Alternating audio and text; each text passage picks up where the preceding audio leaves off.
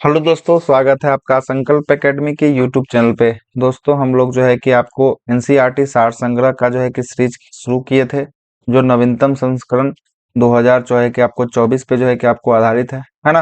और जो है कि आपको ये यही पुस्तक का शुरुआत किए थे। इसमें से जो है कि ऑलरेडी जो है कि 2 पार्ट यूट्यूब पे अपलोड किया जा चुका है।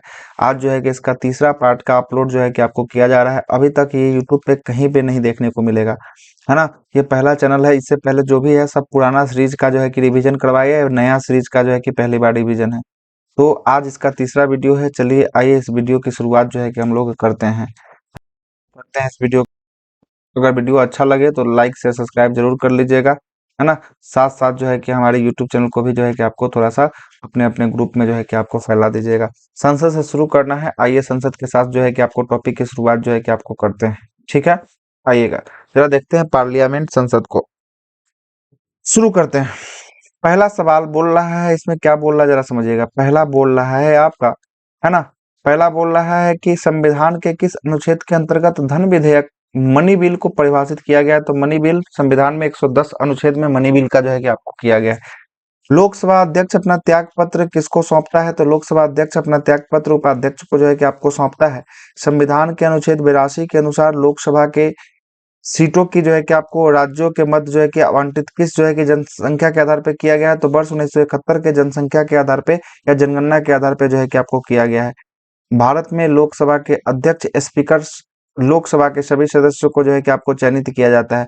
देखिए भारत में लोकसभा का अध्यक्ष जो होता है लोकसभा के सभी सदस्यों के द्वारा क्या किया जाता है, चयनित जो है कि आपको किया जाता है। आगे चलते हैं। राज्यसभा में एकीकृत जो है कि आपको शक्ति के लिए जो है कि आपको, है ना, अंतर्गत कौन सा अनुच्छेद जो है कि आपको आता है। तो अनुच्छेद नंबर जो है कि आपको 249 आता है। संविधान की चौथी अनुसूची किस प्रकार से जो है कि आपको किस प्रकार से प्रावधान किया गया है। तो राज्यसभा का सीटों का आवंटन जो है कि आपको संविधान की चौथी अनुसूची में देखने को मिलेगा। अगला है कि भारतीय संविधान के अंतर्गत संसद के सदस्यों के विशेषाधिकार का उन्मुक्तियों का कौन सा जो है कि प्रावधान निर्धारित करता है। तो अनुच्छेद नंबर 105 है। संसदीय विशेषाधिकार की चर्चा जो है कि आपको किया गया है। लोकसभा और राज्यसभा में गणपूर्ति सदन की कुल सदस्य का कितना होता है। तो 1/10 जो है कि आपको होता है। कितना होता है, 1/10 होता है। आगे आते हैं। राज्यसभा का सदस्य बनने के लिए न्यूनतम आयु क्या होनी चाहिए। तो न्यूनतम 30 वर्ष की आयु होनी चाहिए। संसद के किस सदन का अध्यक्ष उस सदन का सदस्य नहीं होता है। तो राज्यसभा का अध्यक्ष या सभापति जो होता है वो सदन का सदस्य नहीं होता है। आगे आते हैं। भारतीय संविधान का कौन सा अनुच्छेद संसद को अंतर्राष्ट्रीय समझौते को लागू करने के लिए विधि निर्माण करने की जो है कि शक्ति प्रदान करता है। तो अनुच्छेद नंबर 253 जो है कि ऐसा कहता है। आगे आते हैं। भारतीय संसद में राष्ट्रपति संसद के दोनों सदनों, है ना, राष्ट्रपति जो है कि आपको संसद के दोनों सदन लोकसभा और राज्यसभा सम्मिलित होते हैं। भारतीय संसद में जो है कि आपको राष्ट्रपति लोकसभा और राज्यसभा तीनों के तीनों जो है कि क्या होते हैं, सम्मिलित होते हैं। आगे आते हैं। अगला है कि आपका लोकसभा में राज्य जो है कि आपको राज्यवार सीटों का आवंटन कब से, तो 1971 की जनगणना के आधार पे जो है कि किया गया है। और यह जो है कि आपको यह आधिकारिक रूप से जो है कि आपको कब तक रहेगा। तो यह जो है कि आपको वर्ष 2026 तक यथावत रहने वाला है, कोई परिवर्तन नहीं होगा। आगे है कि लोकसभा के सदस्यों की जो है कि संख्या 525 से बढ़ाकर 545 कब कर दिया गया, कौन सा संविधान संशोधन था। तो ये जो संविधान संशोधन था वो 31वां संविधान संशोधन अधिनियम के तहत जो है कि ऐसा किया गया। लोकसभा का कार्यकाल पूरा होने से पहले ही उसे भंग किया जा सकता है। प्रधानमंत्री की अनुशंसा पे राष्ट्रपति द्वारा ऐसा किया जा सकता है। ठीक है, आगे चलते हैं। आगे अब प्रमुख अनुच्छेद होंगे। 79 में संसद का उल्लेख जो है कि आपको 79 में किया गया। 80 में राज्यसभा, 81 में लोकसभा, 82 की बात करेंगे। 82 में प्रत्येक जनगणना के पश्चात पुनः समायोजन की बात जो है कि आपको किया गया है। 83 में संसद के सदनों की जो है कि अवधि के बारे में 83 में चर्चा किया गया। 84 की बात करेंगे। संसद की सदस्यता के लिए आहारताएं, सदस्यों के लिए आहारताएं की बात किया गया है।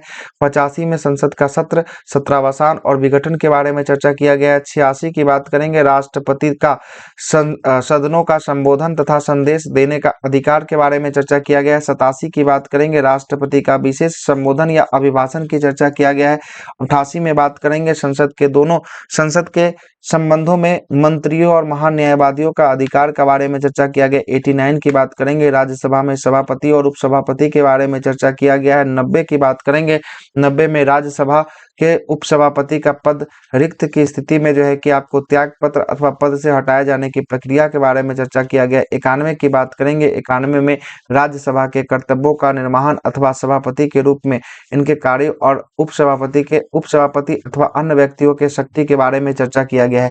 और 92 की बात करेंगे, 92 में जब राज्यसभा के सभापति अथवा उपसभापति को पद से हटाया जाने का संकल्प विचाराधीन हो, मतलब विचार करने के लिए हो, तब वह पीठासीन अधिकारी पीठासीन न होना, है ना। 93 क्या बोलता है, लोकसभा के अध्यक्ष और उपाध्यक्ष की चर्चा की गई है। 94 बोलता है कि लोकसभा के अध्यक्ष और उपाध्यक्ष की पद की रिक्तियां त्याग पत्र या पद से हटाए जाने के बारे में चर्चा किया गया है। और 95 बोलता है कि लोकसभा का अध्यक्ष अथवा किसी अन्य जो है कि अन्य व्यक्ति को लोकसभा के जो है कि आपको लोकसभा के अध्यक्ष और कर्तव्यों का निर्वहन की शक्ति बोलता है।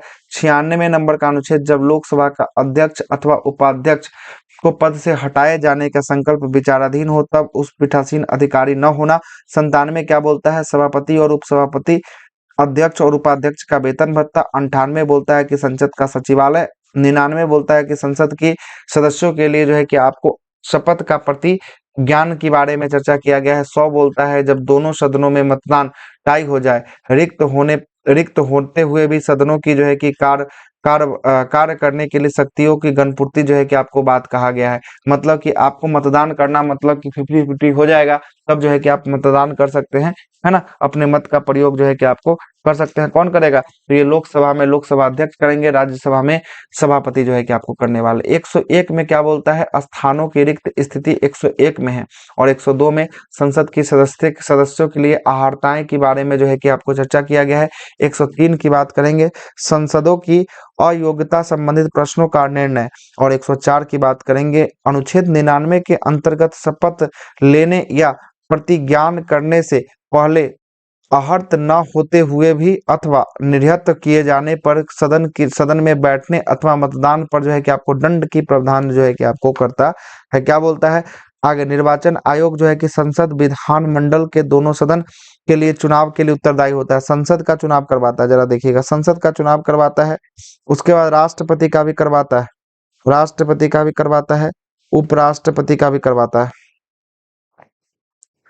और जो है कि आपको उपराष्ट्रपति का, विधानसभा और विधान परिषद का जो है कि आपको चुनाव कौन करता है, निर्वाचन आयोग जो है कि आपको करवाता है। अगले पेज पे आते हैं, अगला पेज बताइएगा। अगला है प्रश्न क्या बोलता है, जरा सुनिएगा। अगला प्रश्न बोलता है कि किस राज्य में लोकसभा में अनुसूचित जनजातियों की संख्या जो है कि आपको सीटों की संख्या सर्वाधिक बताई गई है, तो ये मध्य प्रदेश में। कितनी सीट बताई गई है, 6 सीट जो है कि आपको बताया गया है। लोकसभा का कार्यकाल आपातकाल के दौरान एक बार में कितने साल के लिए, तो 1 वर्ष के लिए जो है कि आपको बढ़ाया जा सकता है। 1 साल में कितने के लिए, 1 साल के लिए जो है कि आपको बढ़ाया जा सकता है। आगे आते हैं, अगला बोलता है कि आपको लोकसभा में 2 आंग्ल भारतीय एंग्लो इंडियन सदस्यों की जो है कि मनोनीत करता है कौन, तो भारत के राष्ट्रपति इसका मनोनयन जो है कि आपको करते हैं। और इसको भी समाप्त कर दिया गया भारतीय संविधान के 104वें नंबर संविधान संशोधन अधिनियम 2019 के द्वारा। आंग्ल भारतीय समुदाय का संबंधित व्यवस्था को निर्धारित तिथि 25 जनवरी 2020 से आगे नहीं बढ़ाया जाएगा, ये जो है कि आपको समाप्त कर दिया गया है। लोकसभा चुनाव में निर्वाचित होने वाले किसी जो है कि आपको व्यक्ति की न्यूनतम आयु का निर्धारण कितना किया गया है, तो 25 साल जो है कि आपको किया गया है। लोकसभा राज्यसभा के सर्वाधिक प्रतिनिधित्व भारत के किस राज्य से आते हैं, तो भारत के उत्तर प्रदेश से आते हैं। उत्तर प्रदेश के पश्चात लोकसभा में सर्वाधिक सीटों की संख्या किस राज्य के पास है, महाराष्ट्र के पास जो है कि आपको देखने को मिलेगा, 48 सीट है। आगे आते हैं, राज्यसभा एक अस्थायी सदन है क्योंकि इसे विघटित या समाप्त नहीं किया जा सकता है। क्षेत्रफल की दृष्टि से सबसे बड़ा लोकसभा निर्वाचित क्षेत्र कौन सा है, तो ये लद्दाख है। और परिसीमन के पश्चात उत्तर प्रदेश में मतदाताओं की दृष्टि से सबसे बड़ा लोकसभा क्षेत्र कौन सा है, मतदाता की दृष्टि से तो ये उन्नाव का क्षेत्र है, जो उत्तर प्रदेश का क्षेत्र जो है कि आपको आता है। लोकसभा का पहला आम चुनाव कब हुआ था, तो 1951-52 में जो है कि आपको हुआ था। 25 अक्टूबर 1951 से 31 फरवरी 1900 जो है कि आपको 52 तक के मध्य जो है कि चुनाव करवाया गया था। भारत की संचित निधि की बात करेंगे, भारत के राष्ट्रपति का वेतन भत्ता और उनसे संबंधित अन्य जो है कि व्यय संचित निधि से विभाजित किया जाता है। राज्यसभा के सभापति, राज्यसभा के उपसभापति, लोकसभा का अध्यक्ष और उपाध्यक्ष का वेतन भत्ता संचित निधि से। ऐसे ऋण या भार जिसका दायित्व भारत सरकार पर है, इसका भी व्यय भारत के संचित निधि से।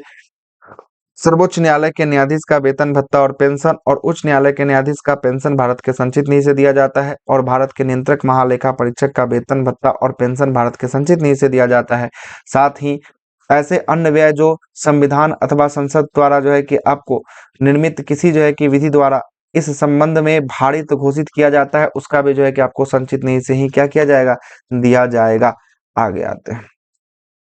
यदि लोकसभा के सभी सदस्य जो है कि बहुमत से संकल्प पारित कर दें तो लोकसभा अध्यक्ष को उसके कार्यकाल की समाप्ति होने से पूर्व ही से पद से क्या किया जाएगा, हटा दिया जा सकता है। अगले प्रश्न पे आते हैं। एक वर्ष में लोकसभा में कम से कम कितनी सत्र का आयोजन होना चाहिए, बुलाया जाना चाहिए? तो 2 सत्रों का आयोजन होना चाहिए। राज्यसभा के सदस्यों का कार्यकाल कितने वर्षों का होता है? तो राज्यसभा के सदस्यों का कार्यकाल 6 वर्ष के लिए जो है कि आपको होता है और प्रत्येक 2 वर्ष में 1/3 सदस्य जो है कि आपको जाते हैं और 2/3 सदस्य जाते हैं और 2/3 सदस्य जो है कि आपको आते हैं। प्रोटेम स्पीकर की नियुक्ति कौन करता है? तो राष्ट्रपति द्वारा किया जाता है और उनका कर्तव्य क्या होता है? नवनिर्वाचित लोकसभा के सभी सदस्यों का क्या करना, शपथ ग्रहण जो है कि करवाना इनका कर्तव्य होता है।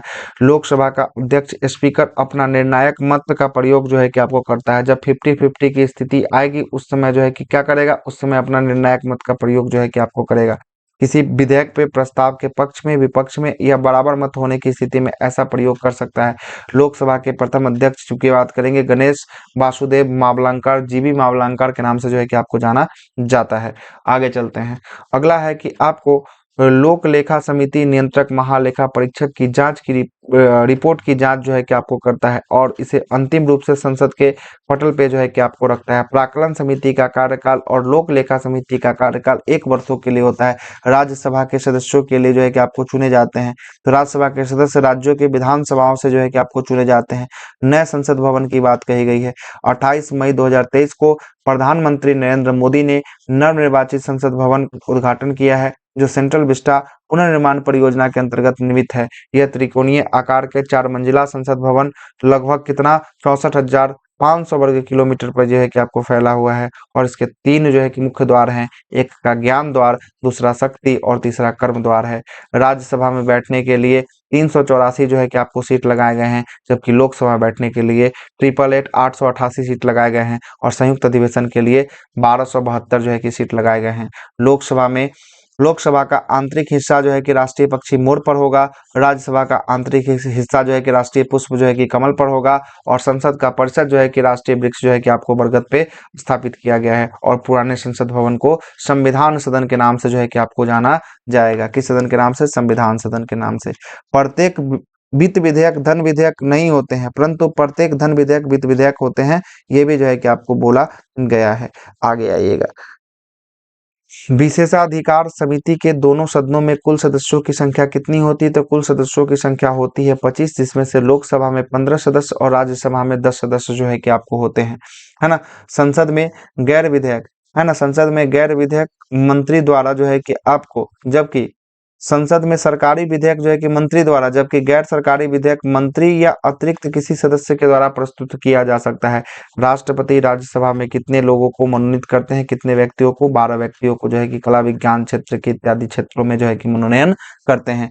राज्यसभा के लिए नामांकित होने वाली प्रथम जो है कि अभिनेत्री कौन थी? नरगिस दत्त थी। कौन थी? नरगिस दत्त थी। आगे आते हैं। लोकसभा की प्रथम महिला अध्यक्ष कौन थी? मीरा कुमार जो है कि आपको 4 जून 2004 से लेकर 4 जून 2014 तक जो है, सॉरी 9 से लेकर 14 तक जो है कि आपको रही थी। आगे आते हैं। राज्य विधानसभा द्वारा कोई विधेयक, कोई धन विधेयक राज्य के राज्यपाल की संस्तुति के बिना अनुमानित के बिना जो है कि प्रस्तुत नहीं किया जा सकता है। राज्य में राज्यपाल और संघ की बात करेंगे। संघ में सबसे पहले अनुशंसा किससे लेना पड़ेगा? तो राष्ट्रपति से अनुशंसा लेना पड़ेगा। आते हैं। वह प्रथम लोकसभा के अध्यक्ष कौन थे जिनके विरुद्ध जो है कि आपको लोकसभा में अविश्वास प्रस्ताव जो है कि आपको लाया गया था? तो जीबी मावलंकर के विरुद्ध जो है कि अविश्वास प्रस्ताव को लाया गया था। लोकसभा का सचिवालय किसके नियंत्रण में होता है? तो लोकसभा अध्यक्ष के नियंत्रण में होता है। भारतीय राजनीतिक व्यवस्था का सर्वोच्च कौन होता है? तो सर्वोच्च जो होता है संविधान होता है। आगे आते हैं, आगे क्या बोलता है? अब भारत की जो है कि आपको संसदीय प्रणाली का मॉडल जो है कि आपको आधारित है किस पे? तो ब्रिटेन के जो है कि वेस्टमिंस्टर पे जो है कि आपको आधारित होने वाला है। अगला आगे बोलता है कि धन विधेयक संसद के किस सदन में पुनः स्थापित जो है कि आपको किया जाता है? तो केवल लोकसभा में जो है कि आपको आता है धन विधेयक। धन विधेयक धन विधेयक राज्य जो है कि आपको विधानमंडल के किस सदन के द्वारा प्रस्तुत किया जाता है? तो केवल विधानसभा के द्वारा प्रस्तुत किया जाता है। बजट की रूपरेखा किस विभाग के द्वारा तैयार किया जाता है? तो आर्थिक कार्य विभाग के द्वारा जो है कि आपको तैयार किया जाता है। करों और सरकारी कामकाजों के निर्वहन में हुई अन्य प्राप्तियां या संघ सरकार को प्राप्त होने वाले राजस्व किस निधि में जमा होते हैं? तो भारत के संचित निधि में जो है कि आपको जमा होते हैं। आर्थिक सर्वेक्षण की बात करेंगे, प्रतिवर्ष संसद में कब प्रस्तुत किया गया? तो ये जो है कि आगामी जो है कि आपको वर्ष के बजट के प्रस्तुतिकरण से पूर्व ही जो है कि आपको कर दिया जाता है। कोई विधेयक धन विधेयक है अथवा नहीं, इसका निर्णय कौन लेगा? लोकसभा अध्यक्ष लेगा। भारत में संचित निधि से धन निकालने का अधिकार केवल और केवल संसद को यह अधिकार प्राप्त है। लेखा अनुदान की बात करेंगे, संघ सरकार को किसी प्रकार की जो है कि अनुमति प्रदान करना, यही लेखा अनुदान कहलाता है। निश्चित अवधि के लिए भारत के संचित निधि से धन को निकालना, यही जो है कि क्या कहलाता है? लेखा अनुदान कहता है। और धन विधेयक और वित्त विधेयक के बारे में, धन विधेयक और साधारण विधेयक के बारे में चर्चा किया गया है।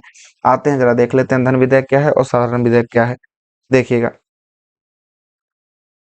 साधारण विधेयक की बात करेंगे, इसे लोकसभा या राज्यसभा कहीं भी प्रस्तावित किया जाता है, प्रस्तुत किया जा सकता है। दूसरा बोलता है यह मंत्री अथवा गैर सरकारी सदस्य द्वारा जो है कि आपको इसे प्रस्तुत किया जा सकता है। तीसरा बोलता है इसे संसद में प्रस्तुत करने से पूर्व राष्ट्रपति की अनुमति की लेना आवश्यकता नहीं है, नहीं भी ले सकते हैं। चौथा बोलता है कि इसे राज्यसभा द्वारा संशोधित या अस्वीकृत किया जा सकता है। राज्यसभा द्वारा इसको संशोधित भी किया जा सकता है, अस्वीकृत भी किया जा सकता है। पांचवा बोल रहा है कि इसे राज्यसभा में अधिकतम 6 महीने के लिए, कितना महीना? राज्यसभा जो है कि अधिकतम 6 माह के लिए जो है कि आपको रोक सकता है। कितने माह के लिए? 6 माह के लिए रोक सकता है। छठा बोलता है कि यह राज्यसभा में भेजने के लिए लोकसभा अध्यक्ष द्वारा जो है कि आपको प्रमाणित किए जाने की आवश्यकता नहीं होती है। सातवां पॉइंट क्या बोलता है जरा समझिएगा। सातवां बोलता है कि दोनों सदनों के असहमति की स्थिति में राष्ट्रपति दोनों सदनों की संयुक्त बैठक बुला सकते हैं और दोनों सदनों में पारित होने के बाद ये राष्ट्रपति हस्ताक्षर कर इसे राष्ट्रपति के हस्ताक्षर के लिए इसे भेजा जा सकता है। आठवां पॉइंट क्या बोलता है? यह जो है कि आपको विधेयक लोकसभा में जो है कि आपको लोकसभा में अस्वीकार होने पर सरकार जो है कि आपको त्याग पत्र देना पड़ सकता है, सरकार को त्याग पत्र देना पड़ सकता है। नहीं तो जिस मंत्री ने प्रस्तुत किया उस मंत्री को त्याग पत्र देना हो सकता है। 9वां नंबर का पॉइंट क्या बोलता है?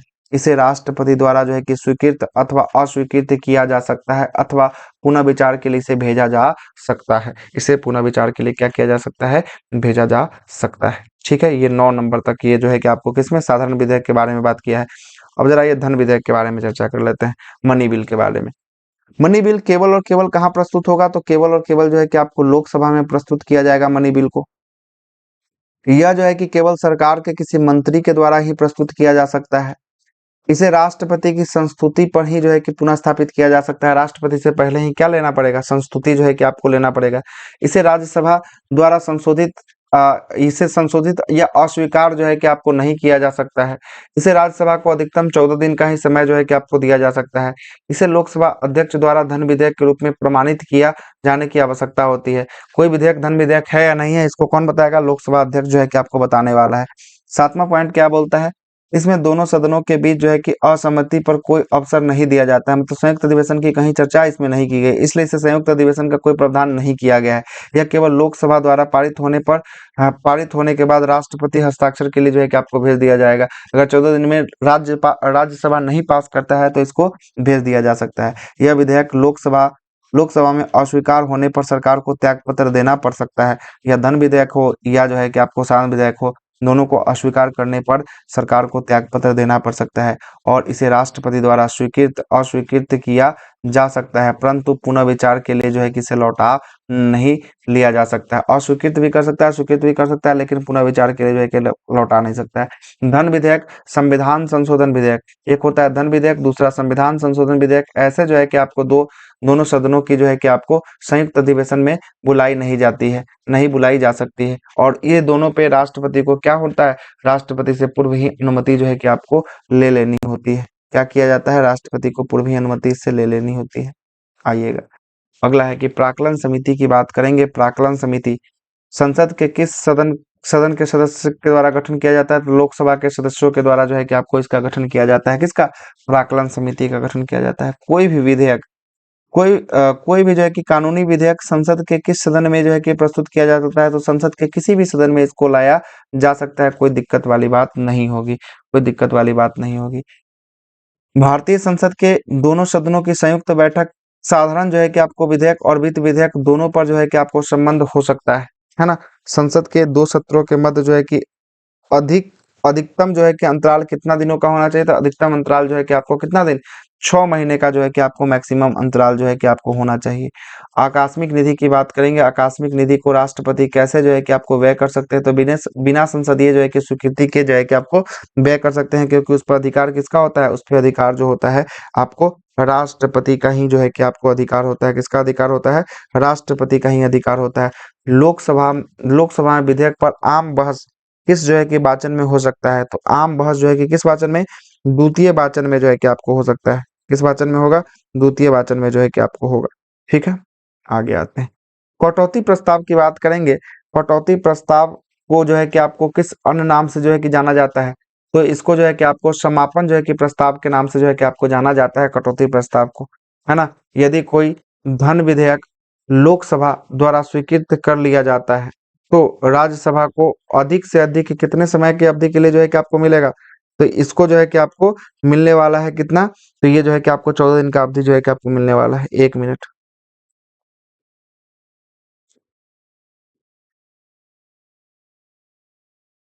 चलते हैं अगले प्रश्न पे आते हैं। अगला प्रश्न बोलता है कि यदि वार्षिक संघीय बजट लोकसभा द्वारा जो है कि आपको पारित न हो, तो प्रधानमंत्री या मंत्रिपरिषद जो है कि आपको त्याग पत्र देना जो है कि आपको पड़ सकता है। लोकसभा, राज्यसभा, लोकसभा तथा राज्यसभा संयुक्त अधिवेशन ज्वाइंट सिटिंग की अध्यक्षता कौन करता है, तो इसमें लोकसभा का अध्यक्ष करता है।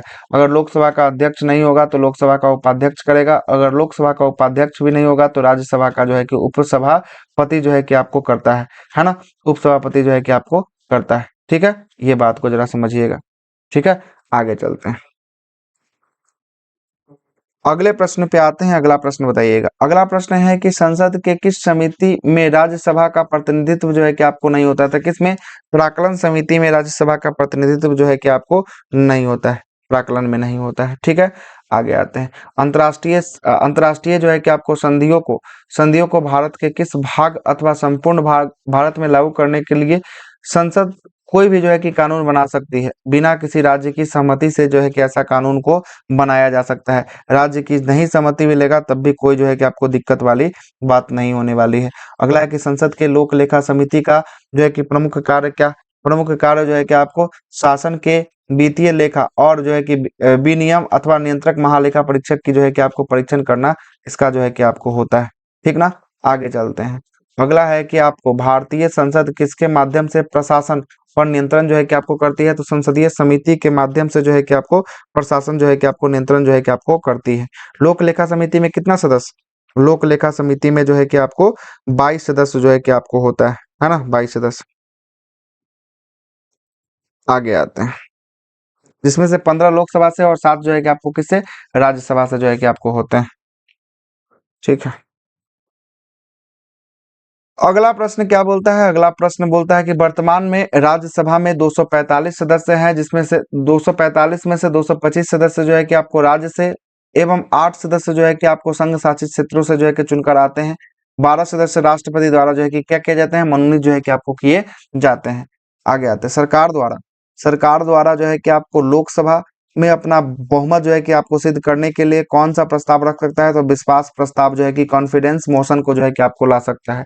अगला है कि आपका भारतीय संसद के दोनों सदनों की प्रथम जो है कि आपको संयुक्त बैठक किस विधेयक पर जो है कि आपको हुई थी? तो दहेज प्रथा उन्मूलन पे जो है कि आपको किया गया था वर्ष 1961 में।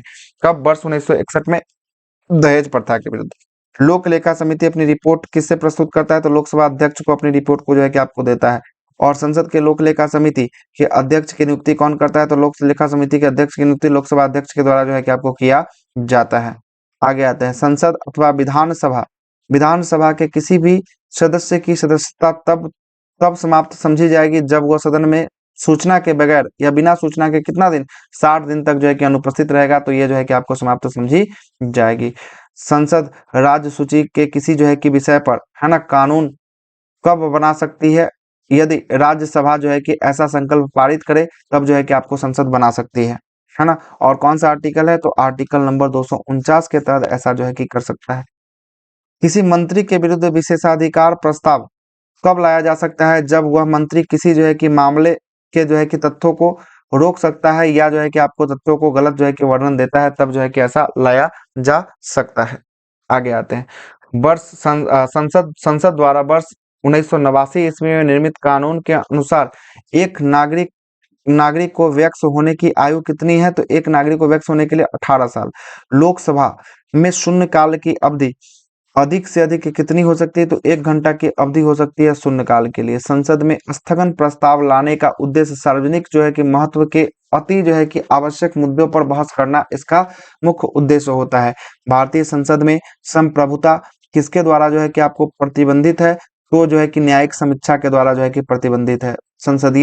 संसदीय व्यवस्था में शून्यकाल किस देश का देन है? तो शून्यकाल जो है कि आपको भारत का देन है। किसका है? शून्यकाल जो है कि आपको भारत का देन है। संसद की कार्रवाई का प्रथम घंटा क्या कहलाता है? तो प्रथम घंटा जो है कि आपको प्रश्नकाल जो है कि आपको कहलाता है, प्रश्नकाल।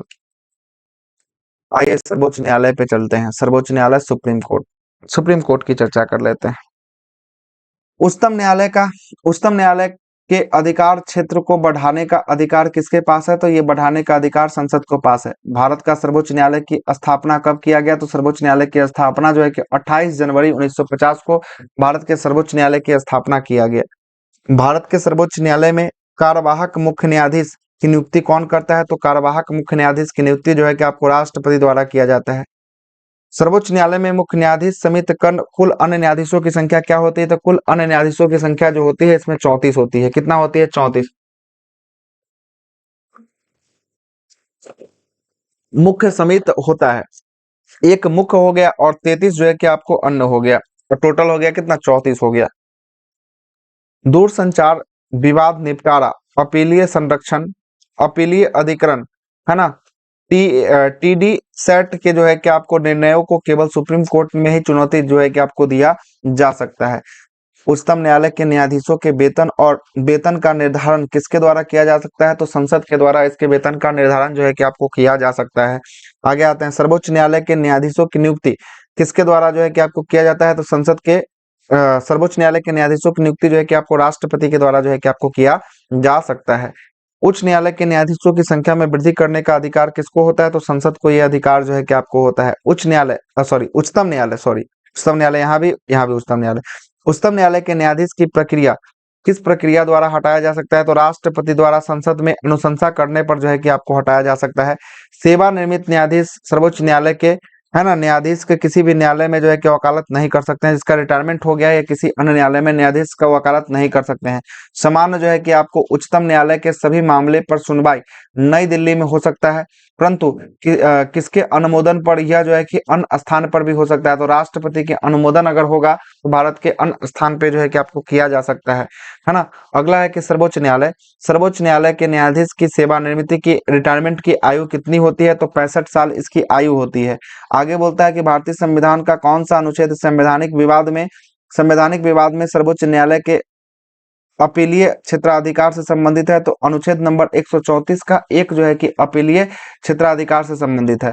अगला है कि सर्वोच्च न्यायालय या उच्चतम न्यायालय में संविधान में निर्वाचन से संबंधित मामले पर सुनवाई करने के लिए न्यायाधीशों की संख्या कम से कम कितनी होनी चाहिए? तो कम से कम 5 बेंच का जो है कि आपको जज होना चाहिए। कितना? 5 बेंच का जो है कि आपको जज होना चाहिए।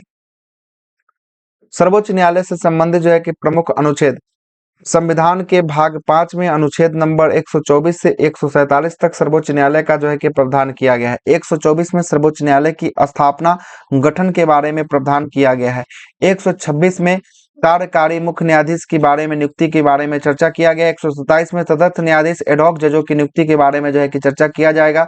128 में जो है कि सेवानिवृत्त जो रिटायर्ड जज हो चुके हैं उनको फिर से बुलाया जाएगा। 128 के तहत जो है कि आपको सर्वोच्च न्यायालय में बैठने और उपस्थित होने के लिए बुलाया जा सकता है। 129 में क्या बोलता है, सर्वोच्च न्यायालय या उच्चतम न्यायालय एक अभिलेख न्यायालय होगा। 129 बोलता है। 130 में क्या बोलता है, उच्चतम न्यायालय की स्थापना, है ना, स्थापना निर्धारित करने के लिए मुख्य न्यायाधीश की शक्ति, है ना, उच्चतम न्यायालय का स्थापना नहीं, उच्चतम न्यायालय के स्थान को निर्धारित करने के लिए मुख्य न्यायाधीश की जो शक्ति होगी 130 में होगी। 131 में सर्वोच्च न्यायालय का आरंभिक या मूल क्षेत्राधिकार के बारे में चर्चा किया गया है। 136 में अपील, 136 में अपील के लिए उच्चतम न्यायालय में विशेष जो है कि अनुमति का प्रावधान किया गया। 137 में उच्चतम न्यायालय या सर्वोच्च न्यायालय में अपने निर्णय को पुनः विचार रिव्यू के लिए जो है कि बारे में उल्लेख है। न्यायिक पुनरावलोकन की बात करेंगे। 137 में जो है कि आपको है न्यायिक समीक्षा। अनुच्छेद 141 के अनुसार उच्चतम न्यायालय द्वारा घोषित विधि सभी जो है कि न्यायालय में बाध्यकारी होंगे। कोई भी जो है कि आपको घोषित जो है कि विधि देगा, कोई डायरेक्शन देगा तो वो सभी न्यायालय में क्या होगा, बाध्यकारी जो है कि आपको होगा। और 144 की बात करेंगे। 144 में, है ना, राष्ट्रपति उच्च न्यायालय से परामर्श जो है कि आपको ले सकते हैं, इसके बारे में चर्चा किया गया है। और 145 की बात करेंगे। 145 में इसके अंतर्गत जो है कि आपको उच्चतम न्यायालय को राष्ट्रपति के अनुमोदन से न्यायालय की कार्य जो है कि पद्धति एवं प्रक्रिया को विनियमित करने के लिए नियम बनाने की शक्ति जो है कि आपको दिया गया है। और 146 की बात करेंगे। 146 में इसके अंतर्गत उच्चतम न्यायालय के अधिकारियों को और एवं सेवकों को नियुक्ति करने का प्रावधान जो है कि आपको किया गया है। आगे क्या बोलता है जरा देखिएगा नोट में।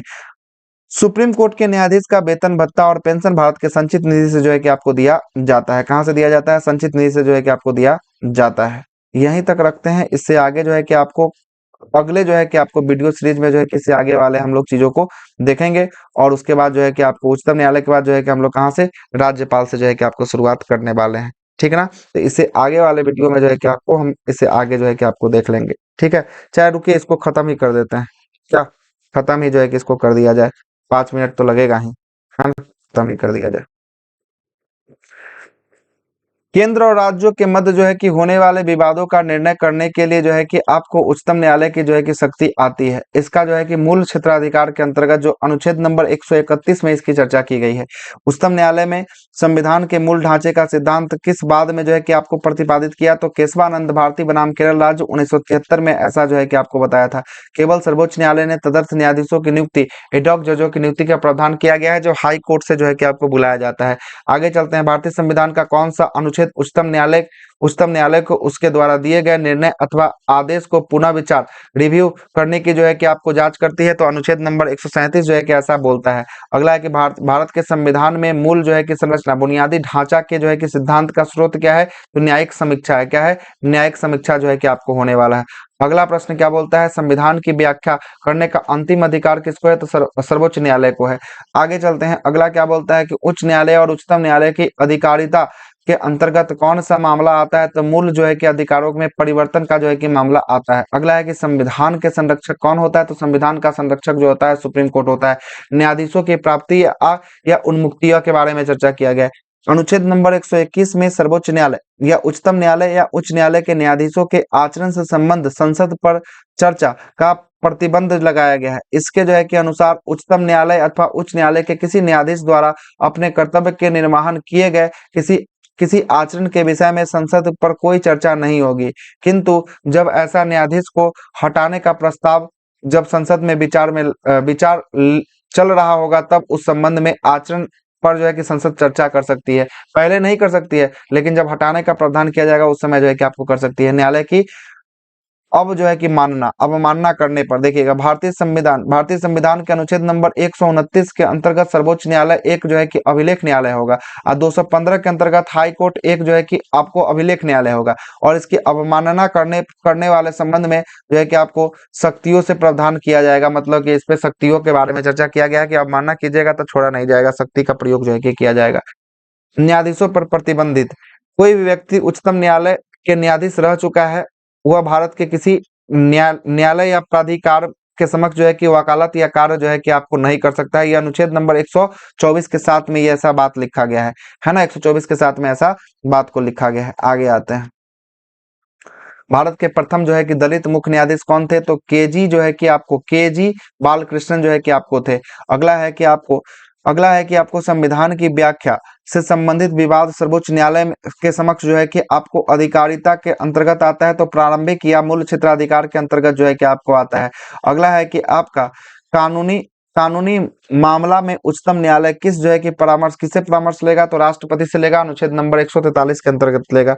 मूल अधिकार, कोई व्यक्ति को जैसा उस समय अच्छा लगे उसी तरह का जो है कि अपना जिंदगी की रूपरेखा तैयार करने के लिए जो है कि सक्षम बनाता है। यह धारणा गोलकनाथ बनाम जो है कि स्टेट ऑफ पंजाब उच्चतम न्यायालय का जो है कि आपको व्याख्यांक है।